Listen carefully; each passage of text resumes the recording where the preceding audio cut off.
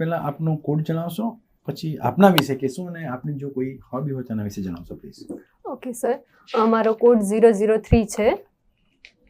મેં મારું graduation BSc કેમિસ્ટ્રીમાં કડી સર્વ વિશ્વવિદ્યાલય કડી ખાતેથી વર્ષ 2020માં પૂર્ણ કરેલ છે. ત્યારબાદ મેં મારું બીએડ શ્રી બ્રિજદાન ગઢવી કોલેજ રાધનપુર ખાતેથી વર્ષ 2022માં પૂર્ણ કરેલ છે. હોબીમાં મને ભરતકામ, કે જેને લોકલ લેંગ્વેજમાં શીરબપોરિયા કહેવામાં આવે છે, તે કરવું ગમે છે. ઓકે, તમે આ સિવાય બીજી કોઈ સ્પર્ધાત્મક પરીક્ષા આપેલી છે આફ્ટર યુ પાસ્ડ આઉટ? ના સર, હું જીપીએસસીની જ તૈયારી કરું છું ત્યારથી. આગળ કોઈ આપેલી છે જીપીએસસીની એક્ઝામ? હા, એક્ઝામ આપી છે. ફર્સ્ટમાં મારે પ્રીજ નથી થઈ, સેકન્ડમાં મારે કઈ એક્ઝામ હતી? જીપીએસસી 1-2 ની, જેમાં મારે પ્રિલિમ નથી થઈ. ધેન આફ્ટર મેં મારી સેકન્ડ ટાઈમ મેન્સ નથી થઈ 30 નંબરમાં, અને હાલ ઇન્ટરવ્યુ છે. મારી ક્વેશ્ચનમાં છે. ફાઇન. તમારું ગ્રેજ્યુએશન કેમિસ્ટ્રીનું છે? હા. Be precise, right? હા. If I ask you just two lines, what is organic chemistry? Ji sir, જેની અંદર કાર્બનના પરમાણુ અણુઓનો અભ્યાસ કરવામાં આવે છે તેને આપણે ઓર્ગેનિક કેમિસ્ટ્રી કહીએ. ખાલી કાર્બન જ? કાર્બન અને તેના સંયોજનો કહી શકીએ. કાર્બન અને તેના સંયોજનો. This is the complete answer. Okay, બરાબર. Organic chemistry is the study of hydrogen compounds of carbon and its derivatives. બરાબર. હવે જે બેન્ઝીનનું સ્ટ્રક્ચર છે એ કોણે આપેલું છે? Sir, benzene. What is that? I am not sure sir. આપણે કેમિસ્ટ્રીમાં જોઈએ છે કે એક IUPAC નોમેનક્લેચર છે. જી sir. What is that? What is IUPAC? IUPAC sir મીઠું છે, આપણે એને કહીએ સોલ્ટ, કોમન સોલ્ટ. હા. પણ ઇટ ઇઝ સોડિયમ ક્લોરાઇડ. હા સર. ઓર્ગેનિક કમ્પાઉન્ડ્સ માટે IUPAC name is used. Ji sir, એક IUPAC નામ આપણે કહી શકીએ કે IUPAC શું છે? What is the extended form? What is IUPAC? Sorry sir. Alkenes અને આલ્કાઇન્સ. એમ્પિરિકલ ફોર્મ્યુલા બોલો તો એના. Sorry sir, I don't remember now. Esters, ethers, alcohols. અને ફંક્શનલ ગ્રુપ બોલો તો ત્રણના. જી સર, આલ્કોહોલનો OH અને બીજા બેના સર હું હાલ યાદ નથી કરી શકતી. તમારું ફર્સ્ટ પ્રેફરન્સ શું છે? જી સર, મારું ફર્સ્ટ પ્રેફરન્સ SEGST છે. હા. હવે આ GST ની શરૂઆત કયા દેશમાં થઈ હતી? હું શ્યોર નથી સર, પણ કદાચ અમેરિકામાં. કદાચ, હું શ્યોર નથી. અને આપણે કયા કન્ટ્રીના મોડેલને ફોલો કરીએ છીએ? Sorry sir. કઈ કમિટીના રિકમેન્ડેશન ઉપર આ GST આપણે લાવ્યા? જી સર, અસીમદાસ ગુપ્તા સમિતિ. હા. આપણે કોઈ વસ્તુ અમદાવાદથી પુણે મોકલી. જી સર. બરાબર. અને એના ઉપર સે ફોર એક્ઝામ્પલ 18% GST લાગે છે. જી સર. અને એ જ 18% GST, it works out to say 2000 rupees. તો એ 2000 રૂપિયા ક્યાં જશે? જી સર, એ 2000 રૂપિયા ઇન્ટિગ્રેટેડ GST લાગશે, તો એ કદાચ કેન્દ્ર સરકાર જોડે જશે. એ જે 2000 રૂપિયા છે કેન્દ્ર સરકાર લઈ જશે? આઈ એમ નોટ શ્યોર સર. કેન્દ્ર સરકાર લઈ જશે તો રાજસ્થાન અને ગુજરાત શું કરશે? ના સર, એટલે ઇન્ટિગ્રેટેડ GST હોય એમાંથી આ બંને રાજ્ય સરકાર ચાલશે કેવી રીતના? શું છે? What is integrated GST? Integrated GST કે જે સ્ટેટ અને કેન્દ્ર બંને દ્વારા જે કરોમાં ઉઘરાવવામાં આવે છે તેને આપણે ઇન્ટિગ્રેટેડ GST કહી શકીએ, જેના બંનેનો કમ્બાઈન કરો એને. બંનેને કમ્બાઈન કરો એટલે I didn't get you. Sorry sir.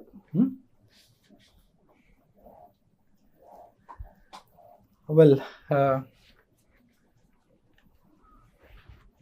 આદિવાસીઓના ઉત્થાન માટે ગુજરાત સરકારની સ્કીમ વિશે જાણો છો કંઈ?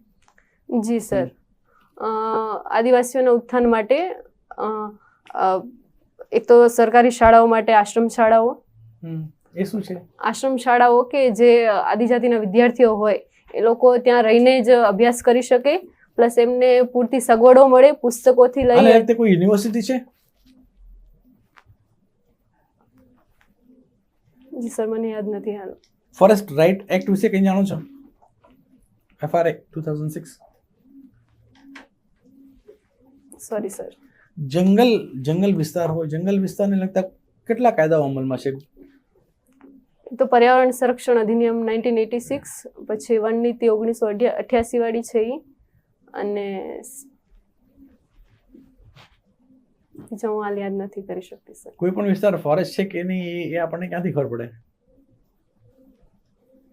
એ સર તેના ગ્રીનરી એરિયા ઉપરથી કાયદાકીય કાયદાની વાત કરીએ ને. એ સર કાયદાથી આરક્ષિત ક્ષેત્રો હોય એને આપણે. ઇન્ડિયામાં સૌથી ઓછો ફોરેસ્ટ એરિયા કયા સ્ટેટમાં છે? સૌથી ઓછો ફોરેસ્ટ એરિયા પંજાબની અંદર છે. શ્યોર? હા શ્યોર, આઈ એમ શ્યોર. અચ્છા.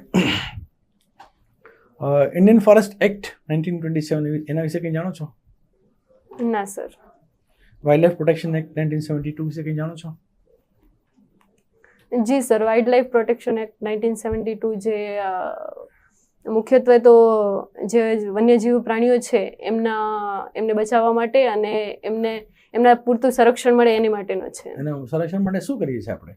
એની સંરક્ષણ માટે સર જે કાયદાકીય રીતે આરક્ષિત ક્ષેત્રો એવી રીતે, અને પછી ડોન્ટ ગિવ વેગ reply. Sorry sir. National park અને સેન્ચ્યુરી વચ્ચે શું તફાવત છે? નેચરલ પાર્ક હોય છે ત્યાં આગળ અમુક પર્યાવરણીય ગતિવિધિઓ હોય છે એને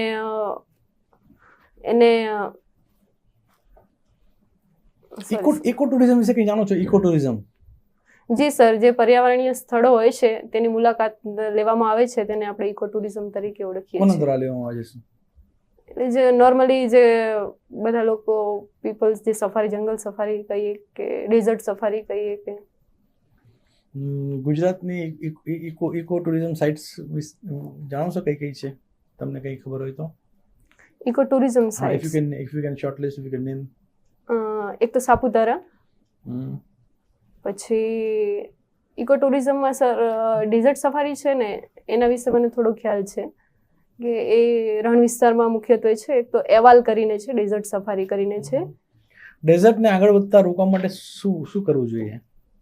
જી સર, એક તો ડેઝર્ટને આગળ વધતા રોકવા માટે જે રણ વિસ્તારની આજુબાજુના લોકો રહે છે બરાબર, તો એમનું વિસ્થાપન કરવું જોઈએ.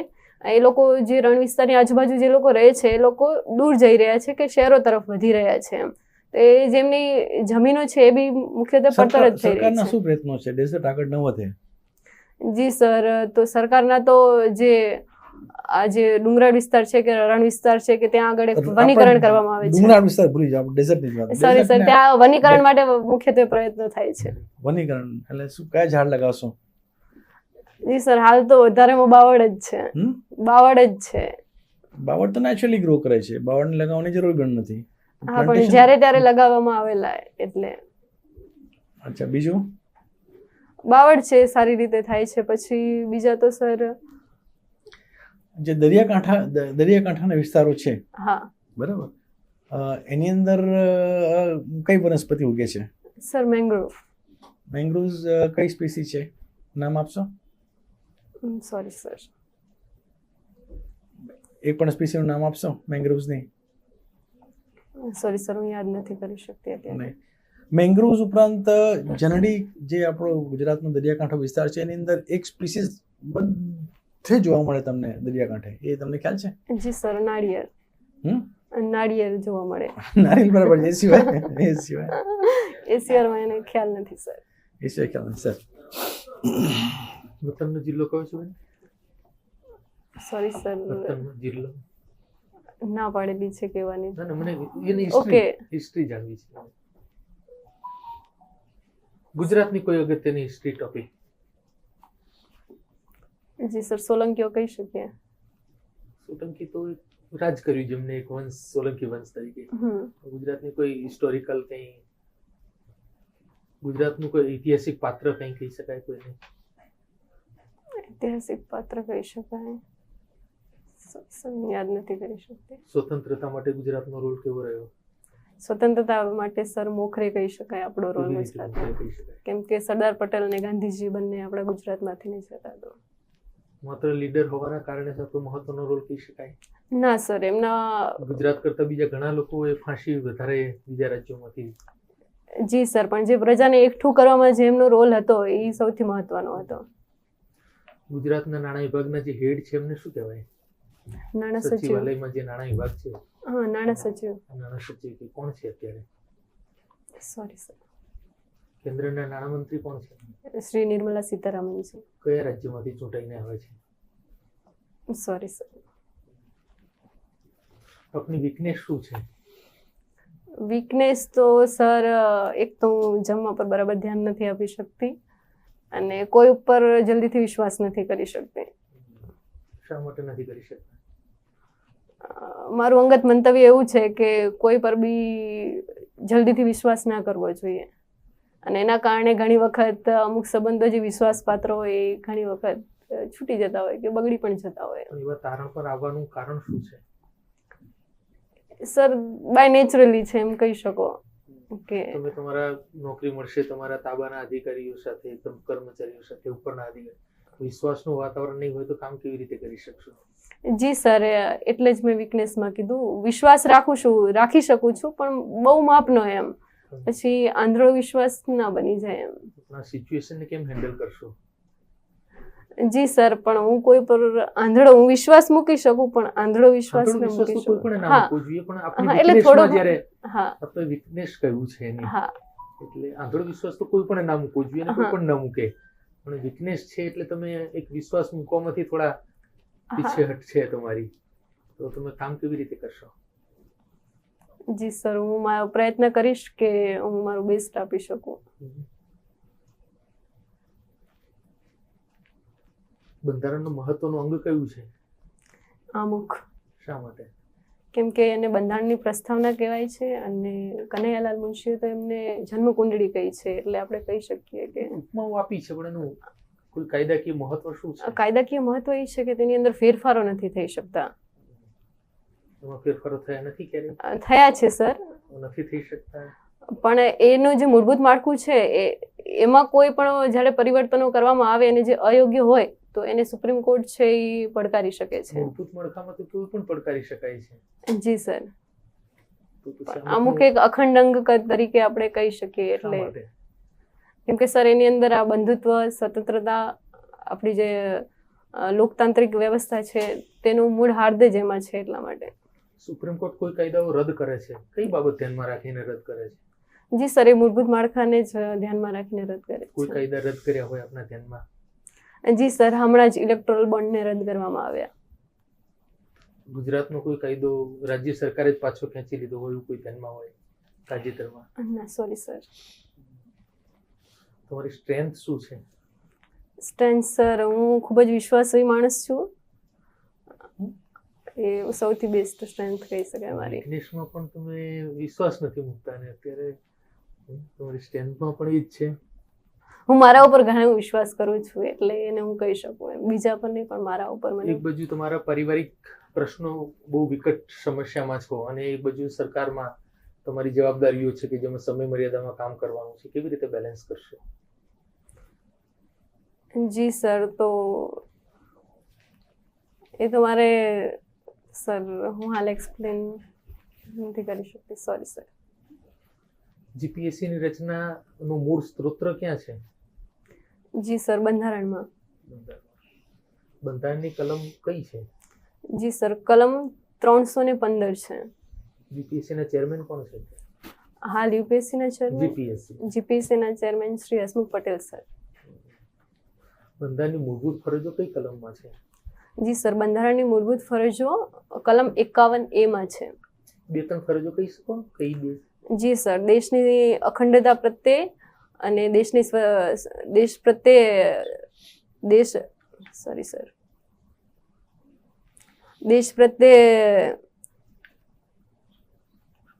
દેશની અખંડિતતા, સાર્વભૌમકતા અને એકતાની રક્ષા કરવી અને દેશ માટે જ્યારે કામ કરવાની હાકલ પડે તો એની માટે હંમેશા તત્પર રહેવું અને 6 થી 14 વર્ષના બાળકો માટે જે ફરજિયાત શિક્ષણ માટેની છે માતા પિતાની જવાબદારી. 47 માં આઝાદ થયું, 1950 થી આપણે પ્રજાસત્તાક રાજ્ય બન્યું, દેશ બન્યો. જી સર. અને આટલા વર્ષ પછી આપણે મૂળભૂત ફરજો ઉમેરવાની કેમ જરૂર પડી? જી સર, તો જો કોઈ પણ લોકતાંત્રિક દેશ છે જ્યાં અધિકારો મળતા હોય તો એની અમુક ફરજો પણ હોવી જ જોઈએ. દરેક દેશના મહત્વના દેશોમાં હોય છે? ના સર, મૂળભૂત ફરજો જાપાનમાં છે અને ધેન આફ્ટર આપણે અપનાવેલી છે. મૂળભૂત ફરજનો ભંગ થાય તો કઈ કોર્ટમાં આપણી સામે દાવા થઈ શકે? Sorry sir. થઈ શકે કે ના થઈ શકે? જો એ કાયદાથી લાગુ પાડવામાં આવી હોય તો થઈ શકે. બંધારણમાં છે તો લાગુ પડે કે નહીં? લાગુ પડે, પણ એના જે માટે સ્પેસિફાઈડ કાયદામાં લાગુ, અલગ કાયદો જરૂરી છે, હા. એ સિવાય અમલ ના થઈ શકે. ના, એટલે મૂળભૂત રીતે તો દરેક વ્યક્તિને અમલ કરવાની જ હોય, પણ જ્યારે કાયદાકીય રીતે હોય તો એની અંદર જ્યારે ભંગ થાય તો બંધારણની મૂળભૂત જે અધિકારો છે, કોઈ બે અધિકારો વાત કરશો? જી સર, એક તો શિક્ષણનો અધિકાર અને બીજું સ્વતંત્રતાનો અધિકાર છે. એના ભંગ માટે તમે જઈ શકો? કોર્ટમાં જ્યારે કોઈ પિટિશન કરે છે ત્યારે બંધારણની કલમનો ઉલ્લેખ કરવામાં આવે છે. જી સર, જ્યારે સ્વતંત્રતાનો અંગતતાનો ભંગ થાય છે તો એના વિશેના બધા એના માટે કોઈ કાયદા જરૂરી છે કે મૂળભૂત ફરજનો ભંગ, અધિકારનો ભંગ થાય માટે પણ જઈ શકાય? જી સર, અધિકારનો ભંગ થાય માટે પણ જઈ ફરજના શકાય ભંગ છે. માટે ના થઈ શકે કાર્યવાહી?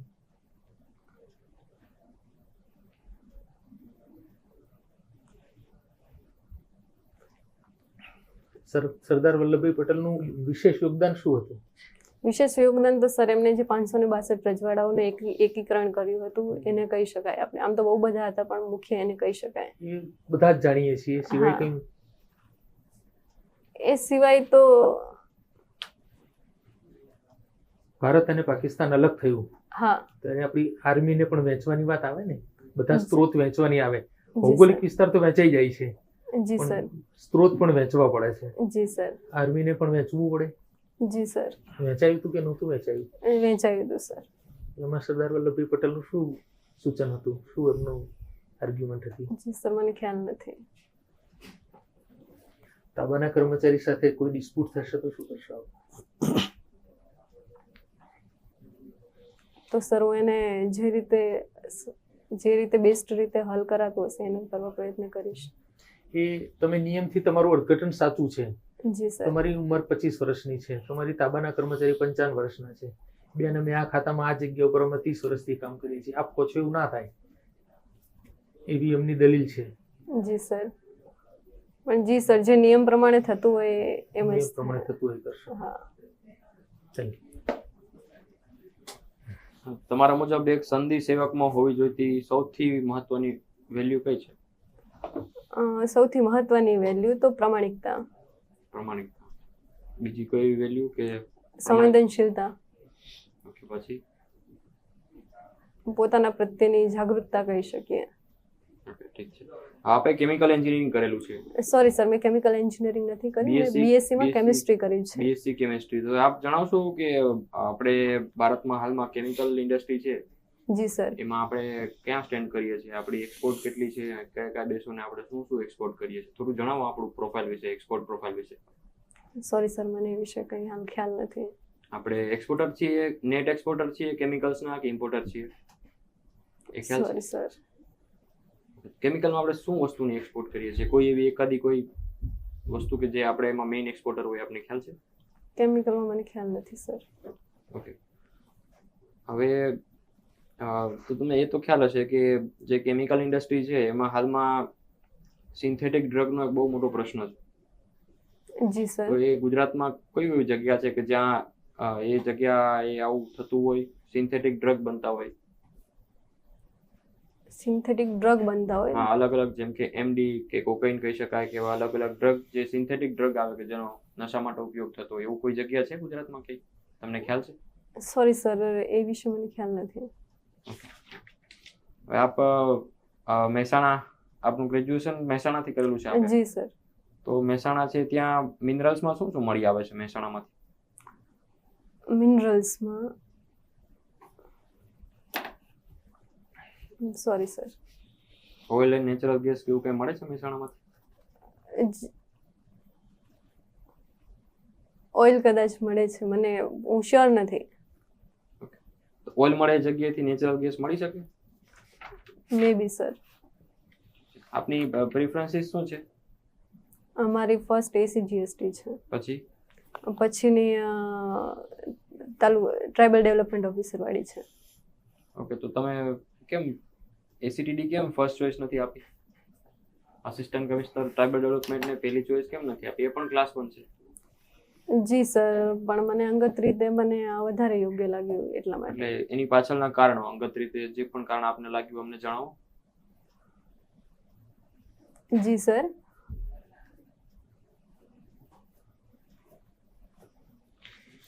ઓકે, ઠીક છે, વાંધો નહીં.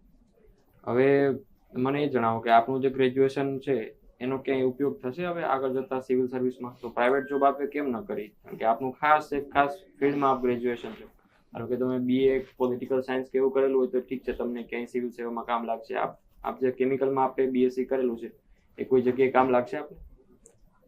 જી સર, કેમિસ્ટ્રીથી વધારે હું કહી શકું કે મારું જે બીએડનું બેકગ્રાઉન્ડ છે એ મને બધી જગ્યાએ વધારે કામ આવશે.